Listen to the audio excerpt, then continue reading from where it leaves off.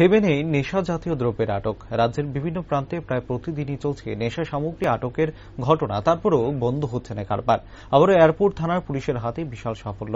বৃহস্পতিবার রাতে উষাবাজার ছিনাইহানি এলাকায় ভুট্টা বোঝাই এক গাড়ি আটক করে তার মধ্যে থেকে বিপুল পরিমাণে অ্যাসকপ জাতীয় নেশা সামগ্রী আটক করা হয়। যদিও গাড়ির চালক কিংবা এর সাথে যুক্ত কাউকেই আটক করতে সক্ষম হয়নি পুলিশ। এই প্রসঙ্গে সংবাদ মাধ্যমের মুখোমুখি হয়ে এসডিপিও পারমিতা পাণ্ডে জানান, গোপন খবরের ভিত্তিতে পুলিশ এবং বিএসএফ যৌথ অভিযানে এই সাফল্য পাওয়া গেছে। আটককৃত অ্যাসকপের সংখ্যা প্রায় 84,000-এর উপর, যার কালোবাজারে মূল্য আনুমানিক 3 কোটি টাকার কাছাকাছি। বর্তমানে সুনির্দিষ্ট মামলা হাতে নিয়ে গোটা বিষয়ে তদন্ত করছে পুলিশ। পাশাপাশি এই নেশার কারবারের মূল পাণ্ডাদের বাগে তুলতে অভিযান জারি রাখা হচ্ছে বলেও জানিয়েছেন তিনি। অন্যদিকে প্রায় প্রতিদিন এত নেশা সামগ্রী আটক হবার পরেও কারবারিদের বাগে তুলতে ব্যর্থ পুলিশ, যার ফলে কোথায় গিয়ে শেষ হবে এই সাম্রাজ্য তা বুঝে উঠতে পারছে না আপামর জনতা। তার সাথে জনগণের প্রশ্ন, আদৌ কি সম্ভব হবে এই নেশা কারবার বন্ধ করতে? যদি একটা ইনফরমেশন থাকে যে উষাবাজার ছিনাইহানি যে এরিয়াটা আছে, এখানে একটা ট্রাক গাড়ি স্পেশিয়াস কন্ডিশনে পার্ক আছে।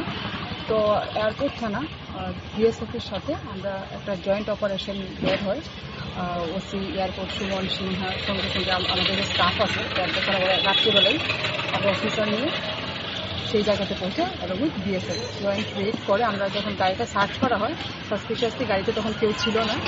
গাড়িটার নাম্বার ছিল West Bengal registration number WB61B1917। Truck গাড়িটা চেক করার পরে দেখা যায় এখানে ওপরে কিছু ভুট্টার ব্যাগস আছে। তো সেইগুলি দেখে তখন ভুট্টাগুলি সরানো হয়, তখন এখানে দেখা যায় প্রচুর পরিমাণে এখানে কার্টেজ, যার মধ্যে ইলিগাল কাপ সিরাপ আছে। তো আমরা এগুলি তারপরে কাউন্টিং হওয়ার পরে দেখা যায় এখানে টোটাল কাপ সিরাপ 84,800 বোতল, যেটা অ্যাপ্রক্সিমেট যেটা মার্কেট ভ্যালু তো এটা 175 বডি রেট, তো 1.5 crore, কিন্তু এটা ইলিগালি এটা ধরতে গেলে 3 crore-এর কাছাকাছি হয়ে যাবে। কাউকে আটক করা হয়েছে না, আমরা ভেহিকেলটাকে পার্কিং কন্ডিশনে পেয়েছি, তো সেখানে তখন গাড়িতে কেউ ছিল না, কিন্তু আমরা চেষ্টা চালিয়ে যাচ্ছি যে রেজিস্ট্রেশন নাম্বার মিলেছে, আমরা ফার্দার ইনভেস্টিগেশন করছি, অবশ্যই আমরা এটাকে ডিটেইন করব। আর বাকি যেগুলো লিগাল প্রসিডিউর করছি, আমরা একটা এয়ারপোর্ট থানাতে NDPS ধারায় আমরা মামলা নিয়েছি। যারা এদের সঙ্গে ইনভলভ আছে, যেহেতু এটা প্রচুর পরিমাণে মাল, একটা হাইয়েস্ট সিজার এটা, তো এখানে যারাই ইনভলভ আছে যে পুরা গ্যাং, ওরা সবাইকে আমরা বুক করার জন্য আমরা চেষ্টা চালিয়ে যাচ্ছি।